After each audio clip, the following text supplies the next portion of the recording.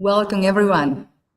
I'm so happy you're here. This is the first episode of the new podcast, Bringing Heaven to Earth, where we unite wisdom keepers, healers, and inspirational leaders to elevate the consciousness of our planet.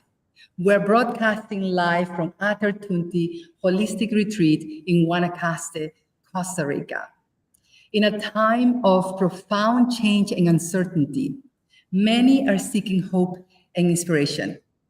So, in this podcast, we will share stories of healing, transformation, and empowerment, encouraging one another to rise together. I'm Veronica Carrera. I'm the founder of Ater Tumti Costa Rica Holistic Retreat, and I have a very special guest today, Ash Straw. She's a catalyst of transformation with expertise in wellness, leadership, and program design. She has designed and led initiatives for Fortune 100 executives and global nonprofit organizations. She's also the co-founder and COO of Shepherd You, who empowers individuals and communities to live healthier, balanced lives and experience incredible transformation together. So I'm happy to introduce to you now, Ash. Ash, welcome to the show. Veronica, thank you so much. What I really want to say in just landing here on the podcast is, God, do I love you? That's what I want to say. God, do I love you? Thank you for creating this. Thank you for creating this and for having it be like I'm in the presence of like a megaphone out to humanity. Like, you know what I mean when I say a megaphone, just really like a megaphone out to reach humanity. And it takes a bold and courageous human being to say, well, I say I get to hold the megaphone. I say that we're going to reach everyone. I say that that's what's happening here in this conversation today. That's what I'm saying, and that's happening as a matter of my say-so. So thank you for being that kind of a person. And also thank you very much for having me on in the first episode. Thank you, Ash. And I cannot think of a better person to kick off this show. Thank you. Thank you so much. I am super excited to have you here. I have known you for just a few months. Yeah. And in those few months, I have sensed the greatness of your spirit. And because of that, I couldn't wait to have you on the show, because I know that with you, I'm finding a powerful partner to be able to create this platform, this megaphone, this portal to speak to the world about something so important in a time where there is so much change and disruption. But I know that it's especially during these times, and we are committed to bringing more light and more hope to the world. So let me start with you. Yes.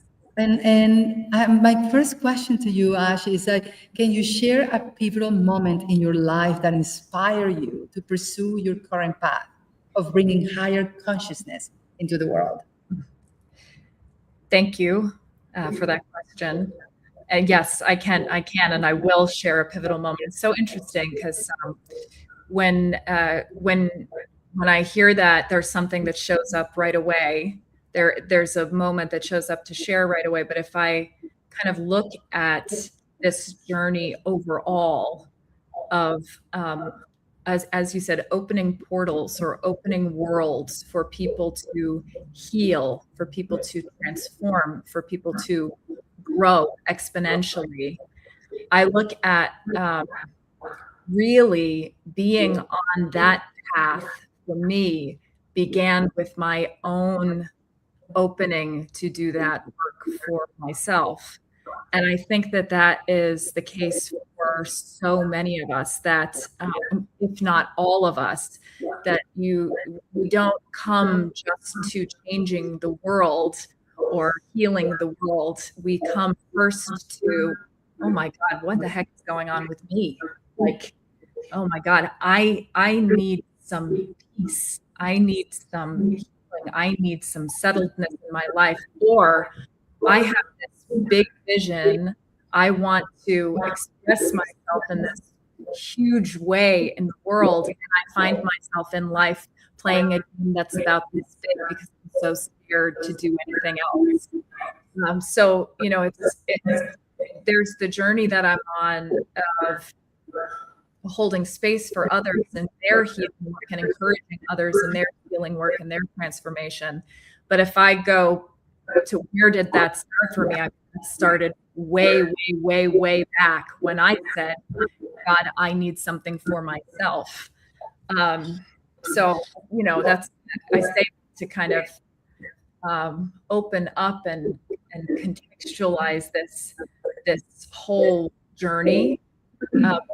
For me, there have been many moments along the way, but there was one in particular that really changed everything. In the year 2016, I was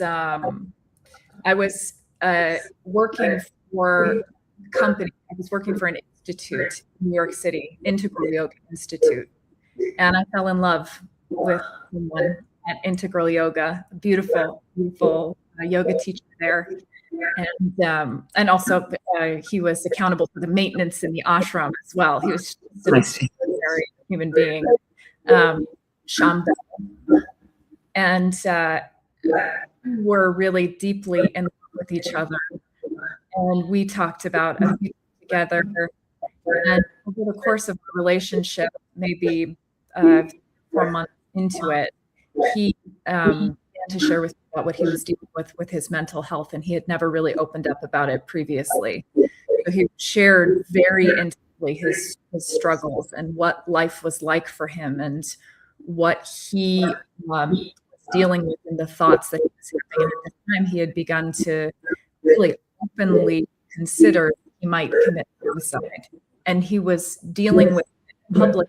He was dealing with it transparently. So he was dealing with it with me, with some very close friends, and with his family, that he was actually himself weighing the choice to live or not. And he went into an inpatient treatment for about 2 weeks. And he came out on right around Valentine's Day, and we had this whole Valentine's Day experience together, and it was really transcendent for us and our love and our relationship. And then he went on a trip to his mom's, and I had this sense like we were out of the woods. And when he came back, the evening that he came back from this trip to his mom's, he killed himself. Really, one of the most challenging things about it, was looking back and saying, God, we really took something for granted. We really sold out. We really said, right, he came back from inpatient treatment. That should have done the trick, right? That should have taken care of something. And whatever was there for him hadn't gotten resolved in that way where he was really, choosing life. So he chose to end his life.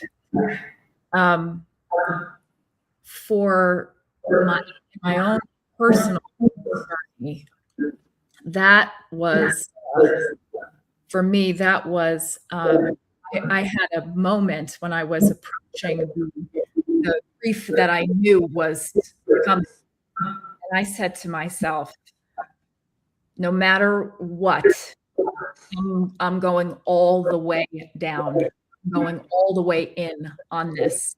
So whatever it takes for me to integrate this experience, I'm going to integrate this experience. And no matter how devastated that means I've got to be for a period of time, no matter how in denial I've got to be for a period of time, I'm going to feel this whole thing. And what came out of it was some beautiful music. And what also came out of it was a two huge commitments. One for the world. There's more happening here than what meets the eye. And not everything that we have available is what's going to work for everyone. So Mhm. pharmaceutical medication is not for every human being at every time in every set of circumstances. This person who ended their life was a deeply, deeply sensitive person, a deeply intuitive person, and he could feel the suffering of the people around him. And it's just what Prozac just wasn't going to cut it for him. He needed something else. And then for myself, the vow that came out of that was, I'm going to have a great life, no matter what. I'm going to have a great life, and it's all going to be in honor of him. So Wow. that's what shows up for me, right there to share as a beginning of all this. And Ash, I know what it feels like to see someone that you care for, and you love, to commit suicide. It happened for me, a dear friend of mine. How do you get to the point of going from the suffering, from the ashes, to rising from the ashes? What helped you? Because you know that you told me from that experience and feeling the pain, I committed myself to live an extraordinary, a joyful life. But how do you make it through the other side? That's a good question. I think however you make it to the other side, I think if it's kicking and screaming, fine, then it's kicking and screaming. Yeah. I know, I had periods and experiences where I went out to the woods and just threw branches at trees and screamed. And then I had periods where I got in touch with the love, and I wrote music about the love, and I wrote music about the loss. And then I sang it for other people who were dealing with the same thing, or I sang it for his family, or I sang it for our friends. And that was deeply, deeply healing.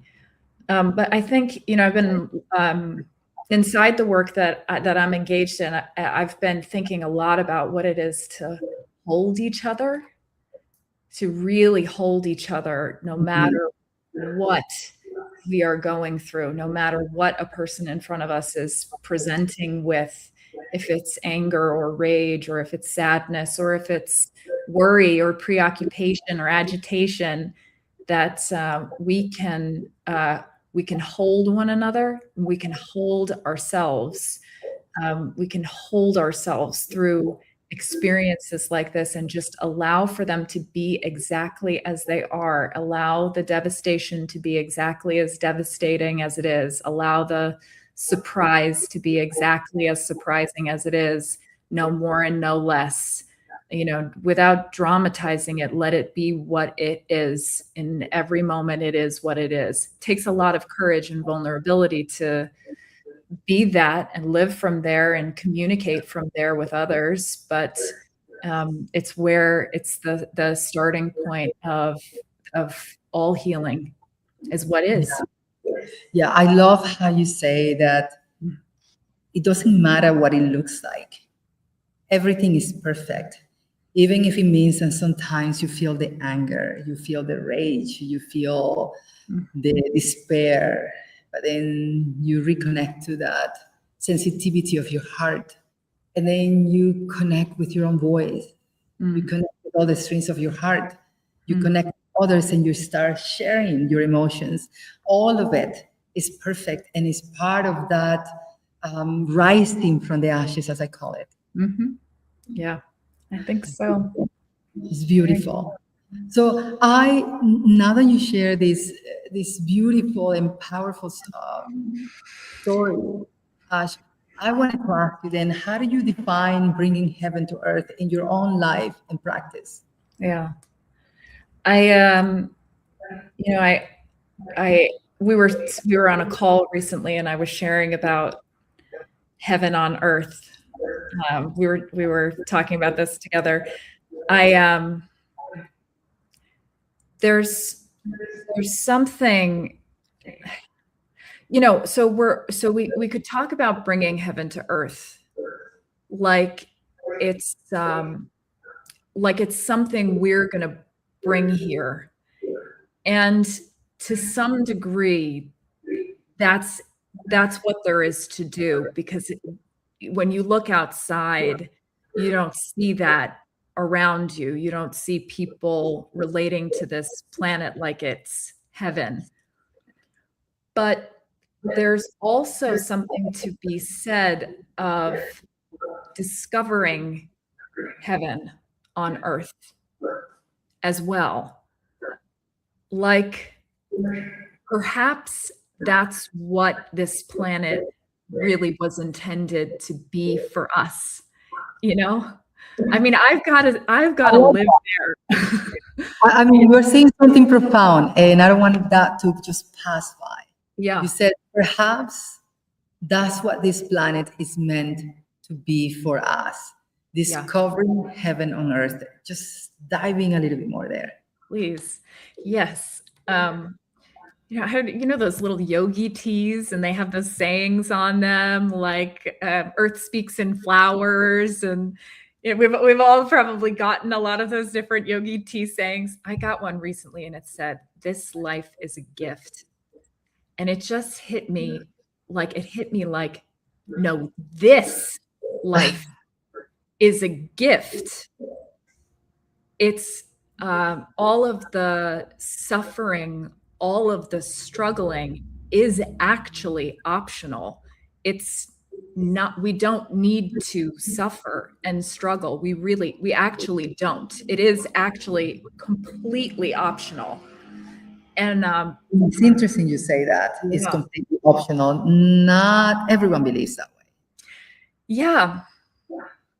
Some people feel that I must suffer in order to earn this happiness.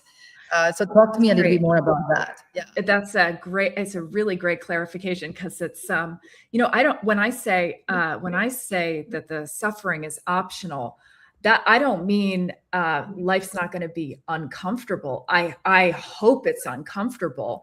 Inside of transformation, if you look at like a caterpillar into a butterfly, at some point in the cocoon, its insides have like completely melted, before it turns into a butterfly.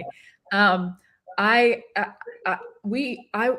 want for us all, and I want for myself, that I go into those conversations, those experiences that are terribly uncomfortable, because it will allow for profound growth and transformation. However, suffering over the discomfort, we don't have to. We don't have to. We can simply be with ourselves and our discomfort. We can simply feel it, notice it, give ourselves a lot of room to have discomfort, be uncomfortable. And that's, you're pointing to people who are, I think, like really driven to expand themselves and grow themselves, and who mostly it's those of us who have that idea, like we've got to really suffer for us to learn something or to grow. If we could live from there, we could grow ourselves from there, but we don't have to. It's we don't have to. We could also just be in the discomfort and challenge of growth, give ourselves the space to transform, really like that. So this is a good moment for me to ask you, then what challenges have you faced in your own journey of transformation? Yeah. And how have they shaped you in your approach also of helping others? I want to share a little bit about a little bit about my own training here, and some of the people who've been pivotal in my own training and development. There's this, I have one among many mentor teacher friends. Her name is Angie, and I was delivering a yoga nidra session that she was a part of recently, and she participated in it, and two of her good friends participated in it. And when I deliver a yoga nidra session, I'm playing sound bowls, I'm singing over people, I'm delivering these very specific prompts that are, very intentional to have people come in contact with the different parts of their physical body and their minds and their emotions. And when we left, Angie's two friends, they came to her and they said, wow, she is such a natural. Oh my God. And Angie, being a former mentor of mine, looked at them and said, you think that's natural? That is not natural. That is 8 years of training and development. That is not, yes, there are those things that come naturally, but then there's also disciplined training and development that we can engage in over time that really, polishes the diamond, as they say, or as we say. I met probably my closest and the most profound mentor in my life about 8 years ago. It was in a leadership training, and when I met them, it was a 2-day training, and in the first day, I was just so scared. I saw them, and their way of being, their way of speaking was so powerful. I was instantly compelled to them, and I thought, oh my God, that is what I want. That's how I want to be in the world. I want to be that clear, that direct, that unfazed by what people say. And then that whole day in this training, all I did was be scared. All I did, I sat in the back. I was like a mouse. I said things from time to time. I saw all this stuff in the room that I could have impacted. And I just sat back with it. And I was like, I'm not doing it. I'm not doing it. Not me, not me, not me. I'm not doing it. And I went home that night and I was being with myself. And I noticed I was disgusted with myself. I noticed I was disgusted with myself, but I was kind of disgusted with myself in a good way, like explain what you mean by disgusted with yourself, because that's pretty strong, right? Yeah. You were trying to show up, but there was something that was making you so self-aware. So explain a little bit more of that emotion. Yeah, I was like, okay, so I'm scared, right? But then I gave into that fear the whole day. I didn't interrupt that fear and bring courage at all. Or if I did it this much. What? And I saw that somebody who could actually train me was present. And I did it anyway. And because so sitting with myself that night, I said, all right, that's it. From here on, I'm going to be someone who says what there is for me to say every time it shows up for me to say it for the rest of my life. I'm going to be that now. And I walked in and I was just as scared. And when I tell you, I said everything that there was for me to say when there was for me to say it. Past a certain point, I wasn't even like raising my hand anymore. I just stood up and started talking. It just, it's like kind of becomes like, who's leading this thing? And it's, it's been that way. It's just become a practice to discipline myself. And I've been practicing it for 8 years now. So now, when I go into a meeting or I go into a group working session, it's like, I might not have organized it, but if I'm going to be there, my relationship to it is going to be that it's mine because I'm there. So, and I'm alive. I'm not dead yet, so I'm gonna have every moment is the opportunity to make a difference. So I'm gonna have every moment be the opportunity to make a difference. And that's part of the disgust. That was a big part of the disgust, is that on the other side of that fear, when we just give up, it's not even giving up the fear, it's giving up the right to choose the fear and have the fear dictate our actions. On the other side of that, when we bring even just a little bit of courage, the difference that gets made with other people. I sold out on that. And I had been selling out on that. And when you say like what some of the challenges is dealing with that whole world of wanting to look good for people, wanting to protect and not get hurt, wanting to just Be accepted, be liked, be liked, be belong, belong. Yes. That whole, That's right. that I've had the opportunity, as I would imagine you have as well. I've had the opportunity to many times fall on my face publicly. Many times. And that is so valuable to It is. bad. Yes. It is. So let's pause right there for a second, because what you're talking about is the process of the courageous and the bold process. Sometimes it's not a process, it's an awakening that you had at that moment. Like, I am so tired of being afraid. I'm so tired of performing. And the discomfort had to be felt so deeply that you label it as disgust. But I feel like it's really more that your most empowered self was about to erupt. Yes. And it could no longer be held. Yes. It could no longer be pushed down.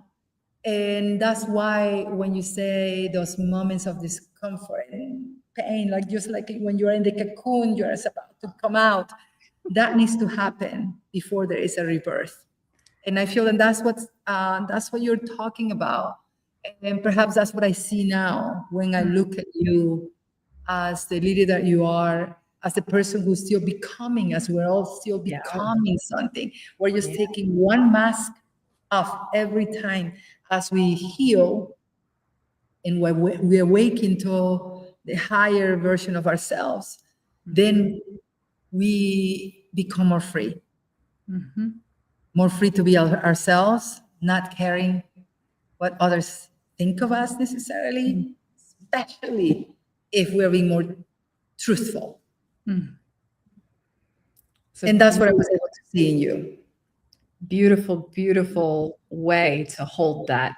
Yeah, really. Yeah. And then with this thought, it made me think of the work that you do with corporate America leaders, executive leaders. Yeah. You work with Fortune 100 executives, and what you do is that you inspire them to become better leaders. So talk to me a little bit more about that, the work that you do with them. It's good. It's really interesting work, as you know, because there is a whole culture in US business that, on the one hand, there is to kind of honor and uphold,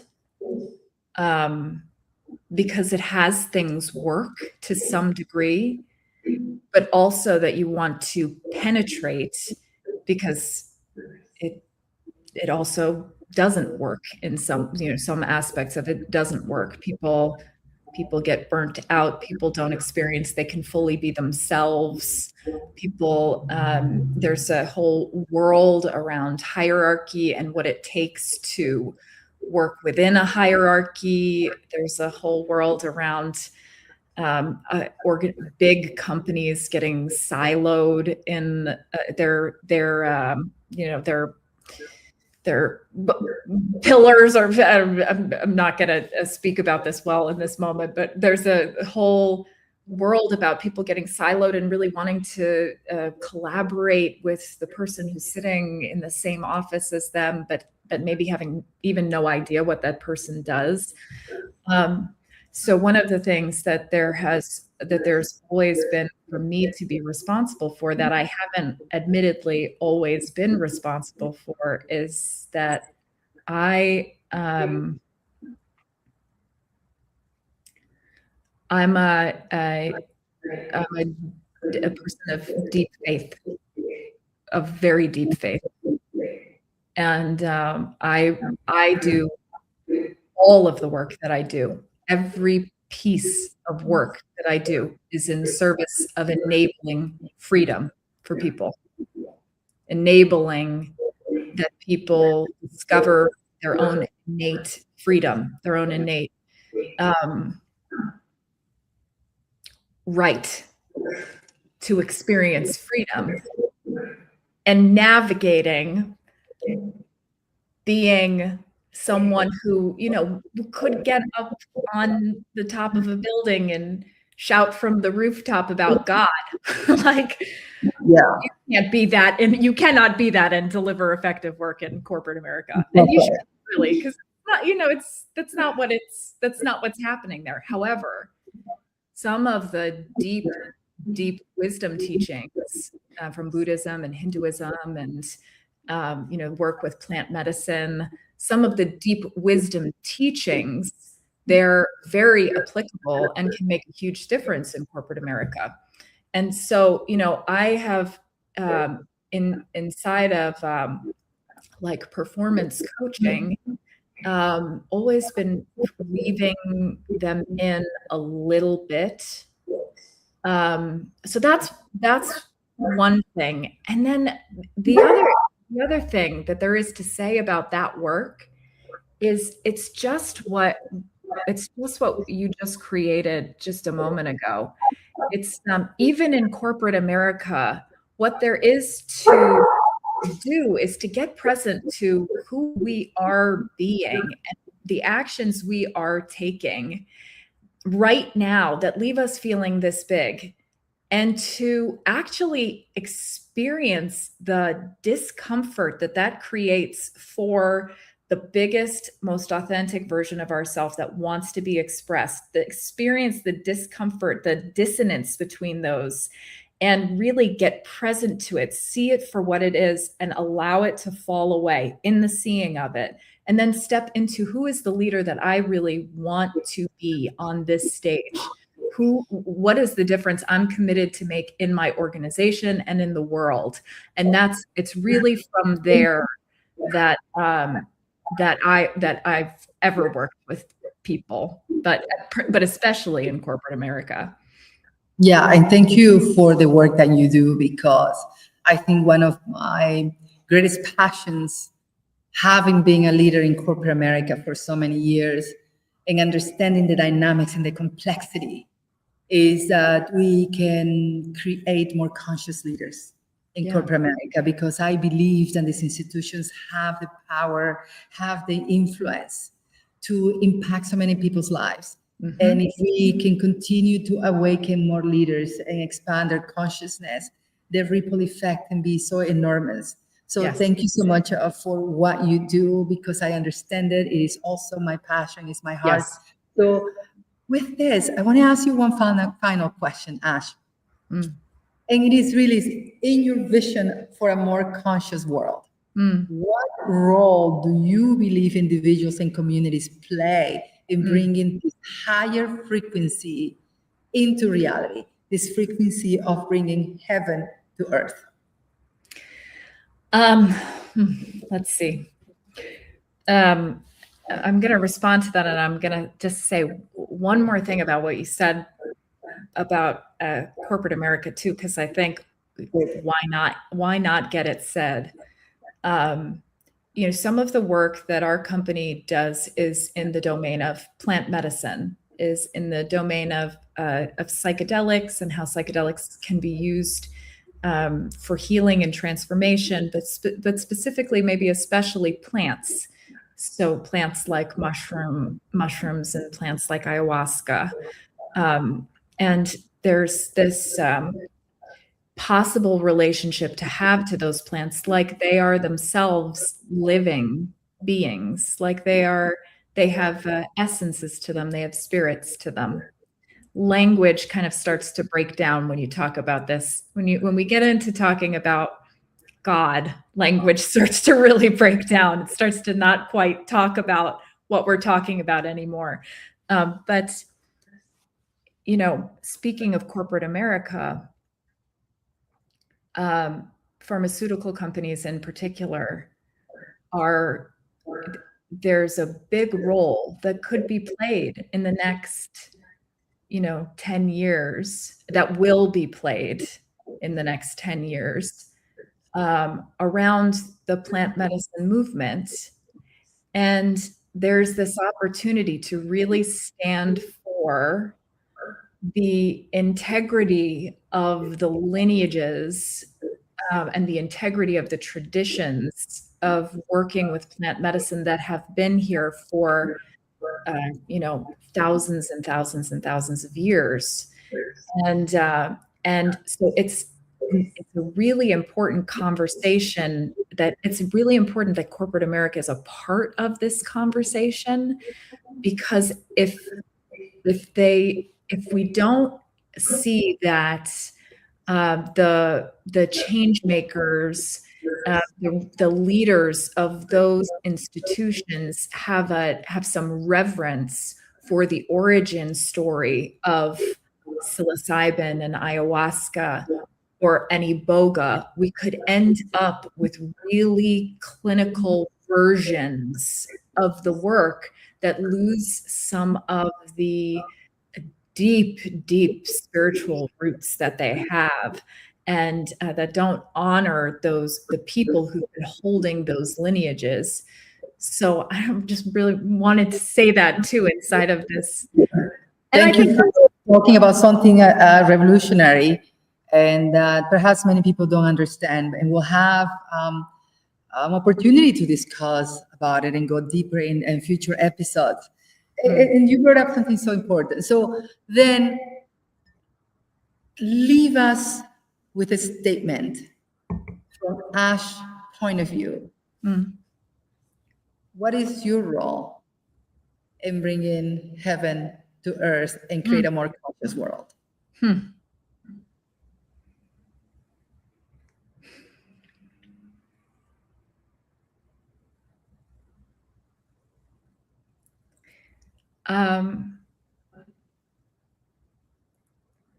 To hold the space,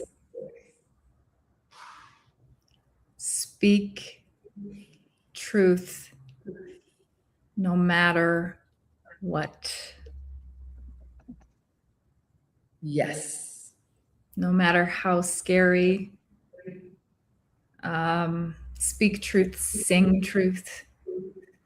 No matter how scary, no matter how silly you think you sound, no matter who can hear it, and just keep, I say this to myself, I say this to anyone who listen, keep getting bigger and bigger and bigger so you can hold the people around you as they do the same, as we all deal with our own humanity, as we all get tripped up, as we all are, making mistakes and learning and growing, keep getting bigger and bigger and bigger so we can hold one another, keep telling the truth. Yeah. Thank you. It is one of my top values to be a truth teller.